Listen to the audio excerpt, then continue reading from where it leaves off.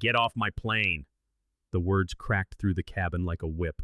Flight attendant Betty Walsh's hand struck 8-year-old Jasmine Thompson across the face, a sound so sharp and violent that passengers 3 rows back flinched. For one suspended moment, everything stopped. 30,000 feet above the earth, the world held its breath. Jasmine's small body went rigid, her eyes wide with shock, her mouth open in a silent scream. She stumbled backward into her seat, her fall cushioned by a purple backpack as her stuffed giraffe, Mr. Patches, tumbled to the floor. And that's when everyone saw it. A single, perfect trickle of blood welled from her nose, snaking down her cheek and onto the white t-shirt with butterflies her mother had picked out just that morning. A profound silence fell over the aircraft. In that quiet, you could hear the thrum of the engines, the whisper of the air vents, and the collective, sharp intake of breath from 150 passengers who could not believe what they had just witnessed. A flight attendant had just struck a child, not by accident, not in self-defense, but in a fit of pure, unadulterated anger. This was not the first cruelty Betty had inflicted upon Jasmine during the flight. For over an hour, she had mocked the sick little girl, belittled her illness, and refused her pleas for help. She had called her a liar, threatened her mother with child services, and ignored her cries as she suffered. Betty had systematically humiliated this child in front of an entire plane, dismissing her pain as a plea for attention. And now she had slapped her, hard enough to draw blood. As Jasmine's trembling hand rose to her bleeding nose as her lips began to quiver, the reality of the moment crashed down upon Flight 447.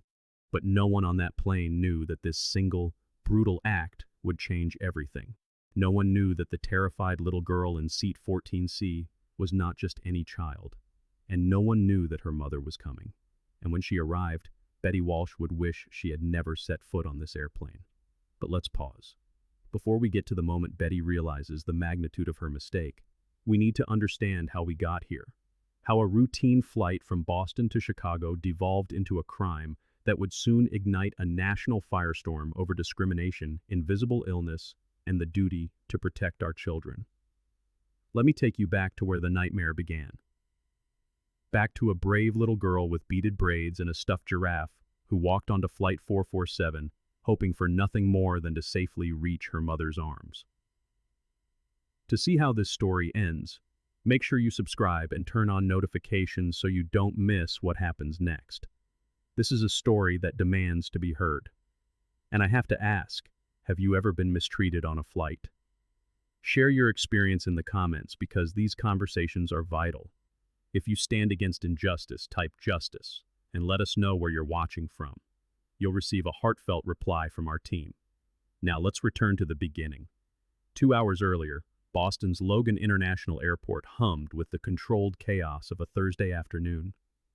Amid the rush of families and the blur of business travelers, a small figure walked toward Gate B7. She was alone, but trying her very best to be brave. Her name was Jasmine Thompson, 8 years old, with bright, intelligent eyes that took in everything. Her hair was styled in immaculate braids her mother had spent 2 hours weaving the night before, each one tipped with a colorful bead that clicked softly when she turned her head. A purple backpack, covered in star stickers, was cinched tight on her shoulders. Clutched to her chest was her most treasured companion, a stuffed giraffe named Mr. Patches. Jasmine was flying as an unaccompanied minor for the first time. Her mother had prepared her meticulously, explaining every step, promising that the flight attendants would take care of her, and that she would be waiting in Chicago with the biggest hug in the world. But standing there, a small island in a river of strangers, Jasmine felt a knot of fear tighten in her stomach. When the boarding call for Flight 447 was announced, she joined the line, her knuckles white as she gripped Mr. Patches. At the gate, she presented her special paperwork to an agent, who offered a warm smile and summoned a flight attendant to escort her onto the plane. That flight attendant was Betty Walsh. Betty had been flying for 15 years. She moved with an air of crisp efficiency, her blonde hair locked into a perfect bun, her makeup a flawless mask, her uniform impeccably pressed. She wore the practiced, professional smile of her trade, the one meant to convey safety and welcome. But the smile never reached her sharp blue eyes. In their depths, there was something cold, something hard. When Betty took Jasmine's paperwork, her smile flickered. Her nose wrinkled almost imperceptibly as she looked down at the small black girl with her beaded braids and stuffed animal. She accepted the papers with 2 fingers, as if they were contaminated, and tucked them under her arm without a second glance. Jasmine, polite as she'd been raised, looked up at the tall woman. "Excuse me, ma'am," she said softly. "I don't feel very well. My tummy hurts." Betty's eyes rolled with theatrical slowness.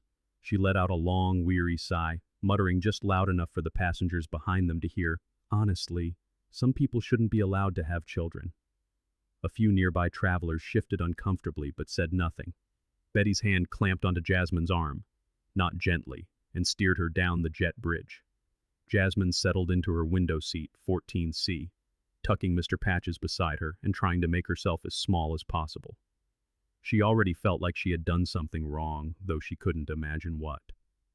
As the plane prepared for takeoff, the knot in Jasmine's stomach began to twist and burn. This was more than just nerves. This was the familiar, dreadful sickness she had lived with for 2 years. Waves of nausea washed over her. A cold sweat beaded on her forehead. She gripped the armrests, her small fingers aching from the pressure. Her condition was flaring up. She needed her medicine. Her mother had explained it had to be in her checked luggage because of liquid restrictions, a rule Jasmine hadn't understood until this very moment, when she needed it most. The seatbelt sign was on. With a trembling hand, she pressed the call button. A soft chime echoed in the cabin. A minute passed. Then 2. She pressed it again, the awful taste of bile rising in her throat. Finally, Betty appeared, her arms crossed, her expression laced with annoyance. "What?" she snapped. "Please, ma'am," Jasmine whispered, her voice shaking. "Could I have some ginger ale? My tummy hurts really, really badly." Betty heaved another dramatic sigh. "We haven't even taken off yet. You will have to wait until we are in the air. I am not running a daycare up here. If you can't handle flying like a big girl, perhaps you shouldn't be flying alone." Tears welled in Jasmine's eyes, but she fought them back. "I'm sorry, I just thought—" "You thought wrong," Betty cut in. "Now sit back and be quiet." She turned on her heel and was gone, leaving Jasmine awash in shame, sickness, and a profound sense of loneliness. Across the aisle, in seat 12B, a young teacher named Jennifer Martinez had seen it all. She recognized the look on Jasmine's face, the fear of a sick child in need of help. The flight attendant's cold dismissal made her blood boil. Unbuckling her seatbelt, Jennifer leaned across the aisle. "Hey, sweetie," she said gently. "Are you okay?" Jasmine could only shake her head, afraid that speaking would unleash the tears. Jennifer dug into her purse and produced a small tin of mints. "Here, try one. Sometimes these help an upset stomach." Jasmine accepted one with a watery, grateful smile, but then Betty reappeared, her face a thundercloud. "Excuse me," she hissed, stepping between them. "I need you to remain in your seat. Do not encourage this kind of attention-seeking behavior. This child needs to learn that she can't manipulate adults by pretending to be sick." Jennifer stared, aghast. "She's a child who says she feels unwell. I was just trying to help." "And I am trying to do my job," Betty retorted, her eyes flashing. "So please, mind your own business." She shot Jasmine a final, warning glare before stalking away.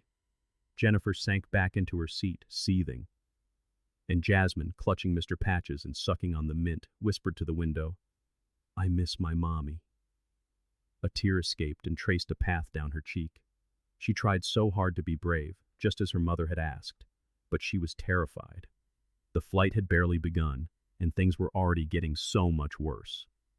Before we continue, if you believe Jasmine deserves justice, hit that subscribe button right now. This story is just getting started, and you won't want to miss a moment of what comes next. Now tell me, if you were on that plane, what would you have done? Would you have spoken up like Jennifer or stayed silent? Let me know in the comments. These discussions matter. Let's get back to the flight. 30 minutes later, at cruising altitude, Jasmine was in agony. The nausea had returned with a vengeance, a raging fire in her stomach. Her body trembled uncontrollably. She knew with absolute certainty that she was going to be sick. Fumbling with her seatbelt, she stumbled into the aisle, her legs unsteady beneath her. The cabin seemed to tilt and spin. She braced herself against the seats as she moved, her eyes locked on the lavatory door just 10 rows away. But she didn't see Betty's beverage cart until it was too late. Her hip bumped the corner, sending a cup of coffee tipping over. Betty's head snapped up. "Are you kidding me?" she shrieked, her voice slicing through the cabin's calm. "Look at this mess. Your mother will be billed for the cleaning costs. Do you understand me?" Jasmine's eyes widened in panic. "I'm sorry, I didn't mean to. I have to get to the bathroom. I'm going to be—" But the words were cut short. There, in the middle of the aisle, in front of dozens of watching eyes, she vomited. It happened so fast, so violently she had no time to cover her mouth. Betty leaped back as if she'd been splattered with acid, her face a mask of disgust and fury. "This is disgusting," she announced to the cabin. "This is exactly why children like her shouldn't fly alone. No discipline, no control, just making messes for others to clean up." In seat 8A, a woman with perfectly coiffed hair named Karen Hendricks nodded. "She's right," she declared loudly. "Parents today just make excuses for their children instead of teaching them proper manners." Jasmine stood frozen in a puddle of her own humiliation, tears streaming down her face. She wished the floor would swallow her whole. Jennifer Martinez was on her feet in an instant, rushing to Jasmine's side and wrapping a protective arm around her shaking shoulders. "This child is sick," she said, her eyes blazing at Betty. "She needs medical assistance. You need to alert the captain." "It's motion sickness," Betty sneered. "Trust me, I've been doing this for 15 years. I know an attention seeker when I see one." Jasmine tugged on Jennifer's sleeve, her voice a broken whisper. "I have a chronic condition. It's called gastroparesis. My medicine is in my checked bag. I tried to tell her." Betty let out a short, cruel laugh. "Oh, how convenient. A rare disease no one can verify. Did your mother teach you to make up stories to get out of trouble?" From first class, a tall black man in an impeccably tailored suit had heard enough. Marcus Green, a successful businessman who had spent his childhood in foster care, knew the hollow fear of a child with no one to protect them. He strode back to the economy cabin, his presence commanding. "What is going on here?" he asked, his deep voice cutting through the tension. "Why is this child being treated this way?" Betty turned on him. "Sir, this does not concern you. Please return to your seat." "It concerns me when I see a child being humiliated by the adult who is supposed to be caring for her," Marcus replied, his jaw tight. Before Jasmine could speak, Betty stepped between them. "Sir, this child is being disruptive, and frankly, you people always assume everything is about discrimination, when it's really about following the rules." The words hung in the air, thick and poisonous. "You people." A collective gasp rippled through the nearby rows. Marcus's eyes went ice cold. "Excuse me?" he said, his voice dangerously low. That's when Tom Bradford, a red-faced man in his 50s, stood up. "Look, buddy," he said, pointing at Marcus. "The flight attendant is just doing her job. Why don't you go back to first class and let her handle it? You're just stirring up trouble." Marcus turned slowly to face him. "This child is being abused, and I'm the one stirring up trouble." "She's being a brat," Tom shot back. "And you're playing the race card when this has nothing to do with race." Jasmine's breath hitched in her throat, catching in short, ragged gasps. A wave of agony crashed through her, and she doubled over, clutching her stomach as if to hold herself together. Tears streamed down her face, blurring her vision, but she tried one last time to make the woman understand. "Please," she pleaded, her voice barely a whisper. "Please listen. I have severe gastroparesis.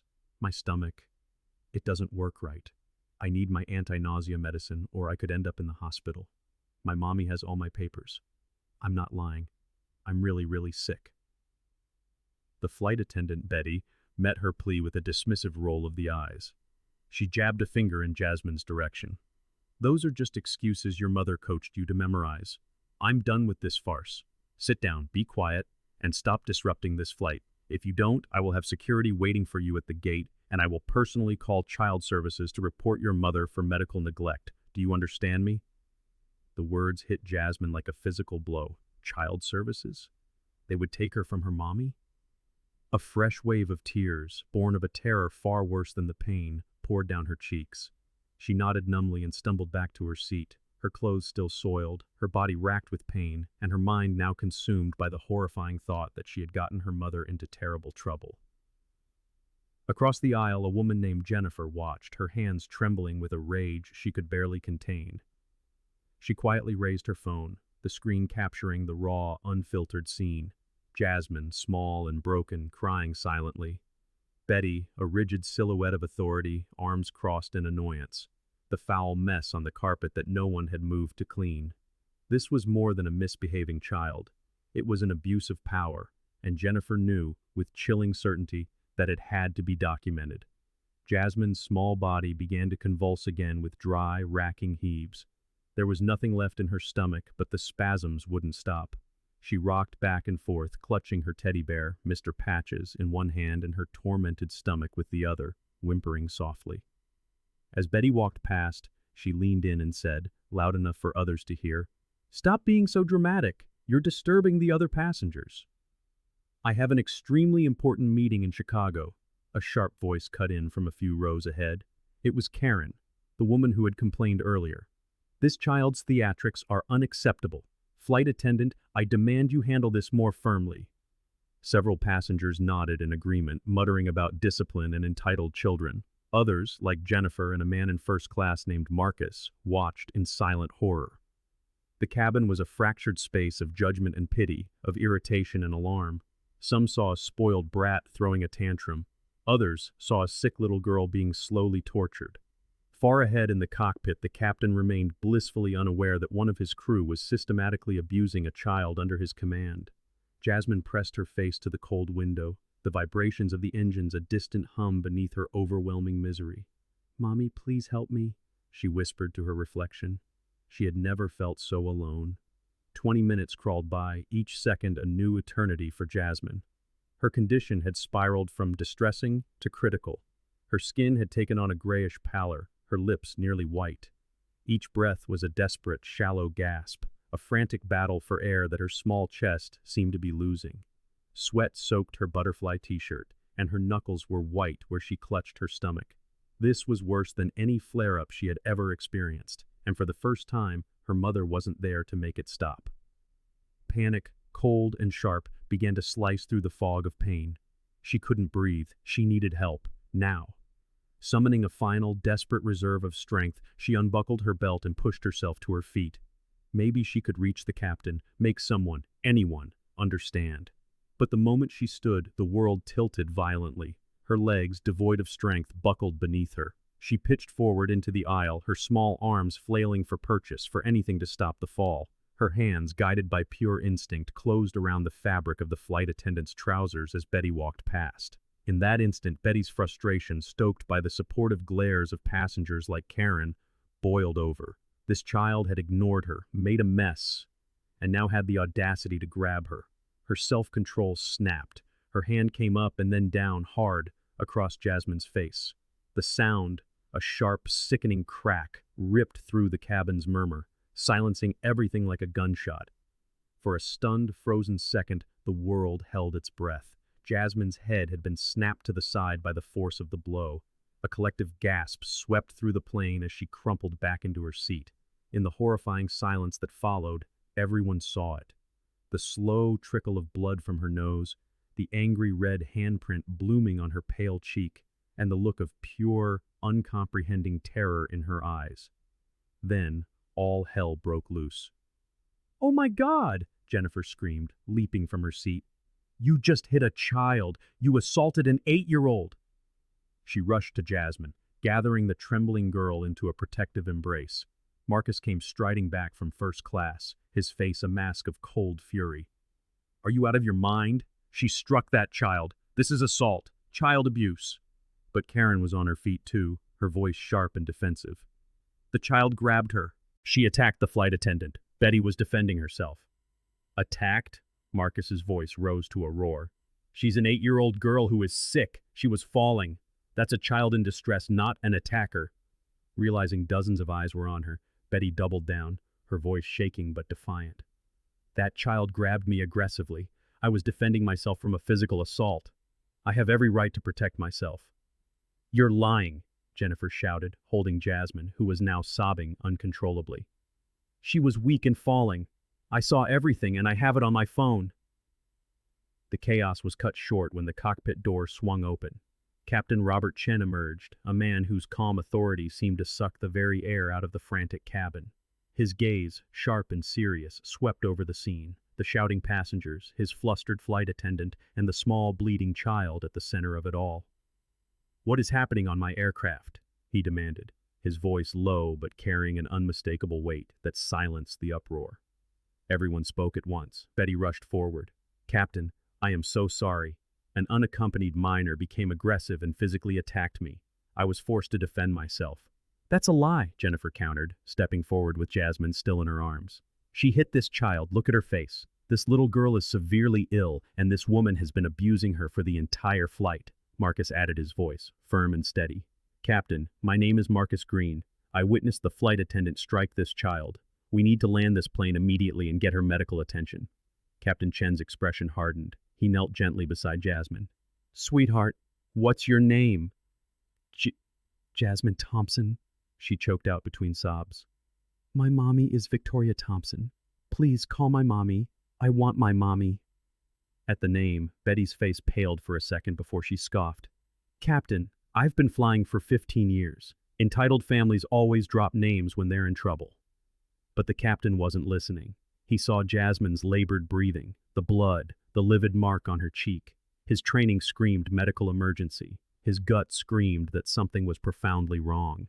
And the name, Victoria Thompson, tugged at his memory. "We're making an emergency landing in Cleveland," he announced, his tone leaving no room for argument. "I'm calling ahead for medical personnel and airport security. Everyone, return to your seats, now." He locked eyes with Betty. "You will sit in a crew seat, and you will not speak to another passenger until we are on the ground. That is an order." As the plane began its sharp descent, Betty fumbled for her phone. Victoria Thompson. The name echoed in her mind. She typed it into the search bar. The results loaded, and the screen filled with a face. Elegant, powerful, and radiating success. Headline after headline confirmed her deepest fears. Victoria Thompson named CEO of Stellar Airways. Stellar Airways, the parent company of her airline. Betty's blood ran cold. She stared from the face on her phone to the small, broken child a few rows away. The child she had mocked, threatened, and struck. That was the CEO's daughter. Her hands shook so violently she nearly dropped the phone. She frantically tried to pull another flight attendant aside. "You have to back me up," she whispered desperately. "Say she attacked me, please. I can't lose my job." The younger attendant pulled away, disgust plain on her face. "I saw what happened, Betty. I'm not lying for you." Karen leaned forward, noticing Betty's panic. "What is it?" Betty showed her the phone. Karen's confident expression finally crumbled. "Oh," she breathed. "Oh, no." The plane touched down in Cleveland with a jarring thud.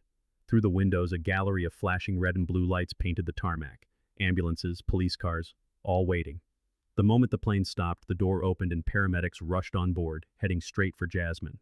"She's severely dehydrated," one said, checking her vitals. "Blood pressure is low, heart rate is elevated, she's going into shock." Behind them came two police officers. Betty saw her chance and stood, composing herself. "Officers, thank you for coming. I want to make it clear that I was the victim here. This child became aggressive and attacked me." Jennifer immediately held up her phone. "That's a lie, and I have the proof. This woman assaulted a sick child." Marcus stepped forward. "I and dozens of other passengers witnessed it." But Tom and Karen pushed forward too, their voices loud, trying to control the narrative. "You're not seeing the context. That child was out of control. The flight attendant had to do something." As the arguments reignited, the paramedics gently lifted Jasmine onto a stretcher. The lead officer listened for a moment, his gaze shifting from the frantic passengers to Jennifer's phone, then to the vivid handprint on the little girl's cheek. Finally, his eyes settled on Betty, and his expression was cold, hard, and utterly unreadable. "That child was a menace throughout the entire flight," Karen insisted, nodding vigorously, though her voice wavered, losing its earlier conviction. "She was disruptive, threatening, making messes, causing scenes, and yes, she did grab the flight attendant. Betty was simply doing her job, maintaining order." Another passenger chimed in. "The situation was confusing. The child was out of control, and we all felt deeply uncomfortable. Something had to be done. You can't expect an employee to just stand there and be attacked." But their accounts crumbled when held against the light of Jennifer's video. They didn't align with Marcus's testimony. They were directly contradicted by a dozen other passengers who stepped forward, each one a witness to Betty's deliberate cruelty.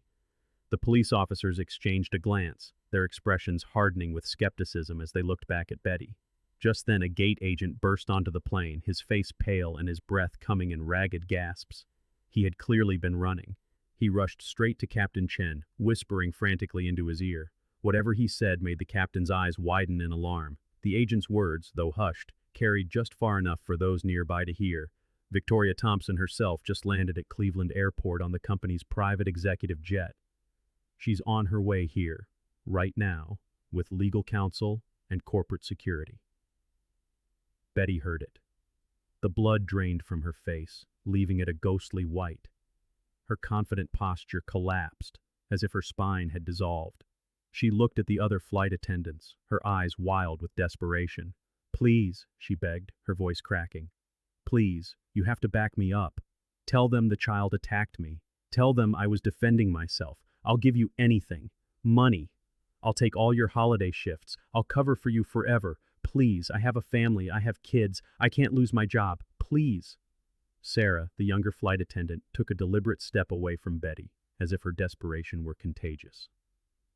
"I saw what really happened, Betty," she said quietly, her voice firm, "and I'm not going to lie for you." Michael, another colleague, shook his head with a profound sadness. "I always knew this would catch up with you, Betty. I tried to warn you about how you treat people, but you never listened." Betty stood there, utterly abandoned by her colleagues, the architecture of her lies collapsing around her. Panic rose in her chest like a tidal wave. And then, the cabin door opened again. The energy on the aircraft shifted instantly, a palpable change in pressure. Every head turned. There she stood, Victoria Thompson. She was an elegant black woman in her early 40s, radiating an aura that commanded the immediate, silent attention of everyone on board. She wore an immaculate navy blue power suit that cost more than a monthly salary, accented by diamond studs that caught the light. Her hair was styled in a professional crown of natural curls, framing a face of striking intelligence. But it was her presence, the sheer force of her personality, that captivated the cabin. This was a woman who helmed boardrooms, who made million-dollar decisions, who had shattered ceilings to become the first black woman to run a major U.S. airline. She was authority, intelligence, and power personified. She was flanked by 2 attorneys in sharp, expensive suits and a corporate security officer built like a man who could break things quietly. The authoritative click of her heels on the aircraft floor was the only sound as she walked down the aisle. Every passenger fell silent, watching her. Her face was a mask of professional composure, but her dark eyes blazed with something primal, something fierce. This was not just a CEO inspecting one of her planes. This was a mother coming to rescue her child. "Mommy!" The word tore from Jasmine's throat, a broken, desperate cry. "Mommy!" Victoria's professional mask shattered. For a single, fleeting heartbeat, her face crumpled with a storm of pain, fury, and love. She rushed forward and dropped to her knees beside Jasmine's seat, oblivious to her expensive suit or the grime on the floor. Her hands trembled as she cupped her daughter's face, her gaze taking in the bright red handprint on her cheek, the dried blood under her nose, the tear tracks staining her skin. "Oh, baby," Victoria whispered, a single tear escaping to trace a path down her own cheek. "Oh, my baby. Mommy's here now. Mommy's here. Everything is going to be okay. I promise you. Everything is going to be okay." She gathered Jasmine into her arms, mindful of her fragile stomach, and Jasmine buried her face in her mother's shoulder, sobbing as if her heart were breaking. Victoria closed her eyes, breathing in her daughter's scent, feeling the small body shake with grief. And in that moment, everyone on the plane felt it, the profound, warring depth of a mother's love and a mother's rage. After a long moment, Victoria gently pulled back. She kissed Jasmine's forehead and whispered something that made the little girl nod. Then Victoria stood, smoothed down her suit, and slowly turned to face Betty Walsh. The temperature in the cabin seemed to drop 10 degrees. Victoria's face was once again calm, composed, professional. But her eyes were like ice, like steel, like the razor's edge of a blade. She didn't speak. She just looked at Betty, and that silent gaze was more terrifying than any scream. Betty began to babble, words tumbling out in a desperate rush. "Miss Thompson, I am so sorry. This is all a terrible misunderstanding. The flight was so stressful, there were difficult passengers, and I didn't realize. I thought she was just... It was never my intention to..." Victoria raised one perfectly manicured hand. Betty's voice died in her throat as if her vocal cords had been severed. The silence that followed was deafening, absolute. Victoria let it stretch, let it hang in the air, allowing Betty to squirm under the crushing weight of what was to come. When she finally spoke, her voice was calm, measured, and controlled, yet it carried more power than a shout ever could. Each word was a deliberate, precise strike. "My name is Victoria Thompson," she began, her voice effortlessly filling the cabin. "I am the Chief Executive Officer of Stellar Airways, but more importantly, I am Jasmine's mother, and I am going to tell you exactly what happened on this flight based on multiple witness testimonies and video evidence." She recounted every detail. How Betty had snatched Jasmine's medical paperwork with a look of disgust. How she had muttered that some people shouldn't be allowed to have children. How she'd denied Jasmine a simple ginger ale, declaring she wasn't running a nursery. How she had ignored Jasmine's pleas for help when she was clearly in distress. How she'd publicly humiliated a sick child, then accused her of faking her medical condition. How she had mocked her, threatened her with child services, and dismissed every passenger who tried to intervene. And finally, how, when Jasmine was so ill she could barely stand, when she fell and reached out for support, Betty had struck her across the face hard enough to draw blood. With each sentence, Betty's face grew paler. With each detail, she seemed to shrink. Several passengers were now weeping openly, hearing it all laid bare, finally understanding the full scope of the cruelty inflicted upon this child. "My daughter," Victoria continued, her voice trembling slightly with suppressed rage, "has been battling gastroparesis since she was 6 years old. It started with a severe infection that nearly killed her. Her stomach does not empty properly. She lives with chronic pain, nausea, and vomiting. She has been hospitalized 12 times. She has missed countless days of her childhood. She has endured feeding tubes, surgical procedures, and more pain than any child should ever have to know." Victoria's eyes bored into Betty's. "Proper medical documentation was filed with this airline 3 weeks ago. It was attached to her unaccompanied minor forms. You had access to all of this. You simply chose not to read it. You took one look at my daughter and decided she wasn't worthy of your time, your compassion, or your basic human decency." Betty tried to speak, to deflect. "The training, the company policies, if I'd been properly—" "Do not you dare," Victoria cut her off, her voice suddenly sharp as a knife. "Do not you dare blame this company for your own cruelty. Other flight attendants on this aircraft managed not to abuse a sick child. This was your choice, your prejudice, your hate." Karen tried to interject weakly. The situation was confusing for... Victoria's head snapped toward her. Karen physically flinched. "And you," Victoria said, her voice dropping to a glacial cold, "you encouraged this. You defended her abuser. You called my child suffering theatrics. Effective immediately, you are banned from flying with Stellar Airways, or any of our partners for life. I have your information from the manifest. A full report of your conduct along with the video evidence will be sent to your employer. They will know exactly what kind of person you are." Karen's face went white as she sank into her seat, speechless. Victoria turned back to Betty. When she spoke again, her voice was final, absolute. It was the voice of judgment. "Betty Walsh, you are fired. Effective immediately. For cause without severance. Criminal charges for child endangerment and assault of a minor will be filed within the hour. Civil litigation will follow, and it will be extensive. I will personally ensure you never work in the aviation industry again. I will make certain that every airline in this country knows exactly what you did today, and I will use every resource at my disposal to see that you face the full and absolute consequences of your actions." Betty collapsed into a seat, her body racked with tremors, tears streaming down her face. "Please," she sobbed, "please, I have a family. I have children to support. I made a mistake. I'm so sorry. Please don't do this to me. I'll lose everything." Victoria's expression was unmoved. Her voice was cold stone. "Jasmine is my family, and when she was begging you for help, when she was in pain and terrified, you showed her no mercy. You gave her no second chances. Why in the world should I give you one?" One of Victoria's attorneys stepped forward and handed Betty an envelope. "You are being served with a temporary restraining order. You are to have no contact, direct or indirect, with Jasmine or Victoria Thompson." A police officer stepped forward. "Miss Walsh, you're being taken into custody. Please stand up and turn around." As Betty was led off the plane in handcuffs, still sobbing, Victoria turned her back. She was done with Betty Walsh. She no longer mattered. Only her daughter did. Victoria knelt beside Jasmine again, took her hand, and promised they were going straight to the hospital, where she would get the best care, where she would finally be safe. As they prepared to deplane, every passenger who had stood up for Jasmine received Victoria's personal thanks, her direct contact information, and her solemn promise that they would be honored for their courage. Justice had arrived, and it was absolute. If this moment gave you chills, if you felt the power of a mother's love and a mother's fury, then hit that subscribe button because you need to see how this story ends. The resolution is coming, and it's beautiful.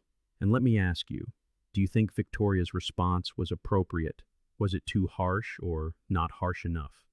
Tell me in the comments what you think justice looks like in a situation like this. Now, let's see what happened after that day and how one terrible flight changed an entire industry. Victoria didn't waste a single moment. Within 20 minutes of boarding that aircraft, she had arranged for private medical transportation to take her and Jasmine directly to Chicago Children's Hospital. Not a standard ambulance, but a specialized vehicle with a full medical team on board who understood gastroparesis.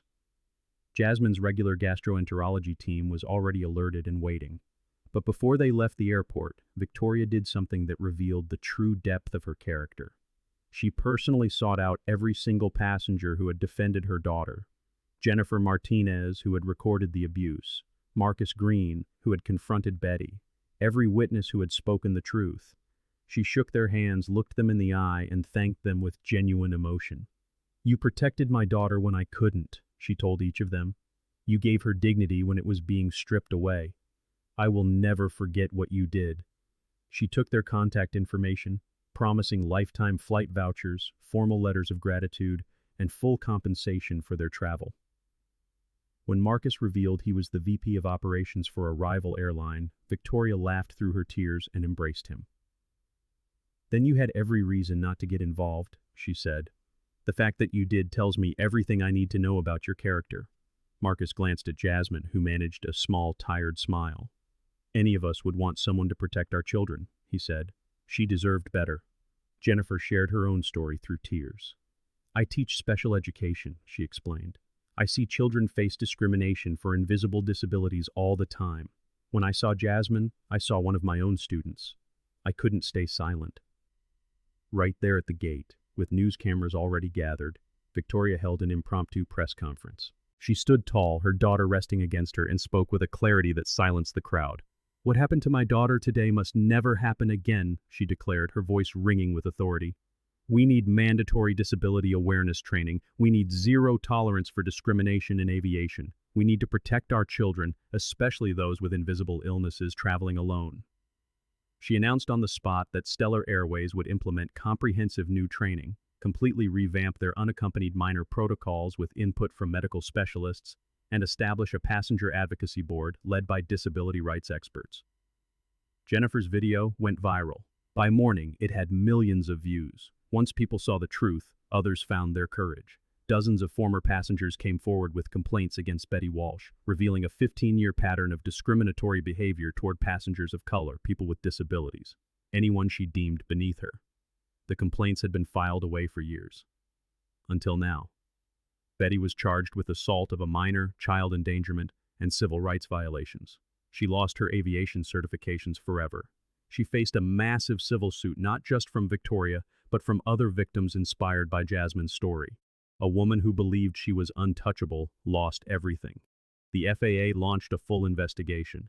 Many CEOs would have fought it, but Victoria welcomed the scrutiny, using it as an opportunity to set a new, industry-leading standard for how airlines treat their most vulnerable passengers. 3 days later, Jasmine walked out of Chicago Children's Hospital, holding her mother's hand and clutching Mr. Patches. Victoria posted a photo of them with a message that resonated with millions. "My daughter survived an unthinkable trauma. We are turning this pain into positive change. We will never stay silent in the face of injustice." 6 months later, Victoria and Jasmine stood before the Stellar Airways Board of Directors to unveil something historic. The Jasmine's Law Initiative. It was a comprehensive policy overhaul. new protections for children with chronic illnesses, mandatory disability training for every employee, and a zero-tolerance policy for discrimination, with a system to ensure every complaint was taken seriously. The truth is this: every child deserves dignity. Invisible illnesses are real, and those in power have a solemn responsibility to protect the vulnerable. Justice may not always be swift, but it is always worth fighting for. Jasmine's story changed an industry. Betty's cruelty ended her career, and a mother's love proved to be the most powerful force of all. If this story touched your heart, if it made you believe in the power of speaking up, then subscribe to this channel. Share this story. Let it be a reminder that silence in the face of injustice makes us complicit, but courage can change the world.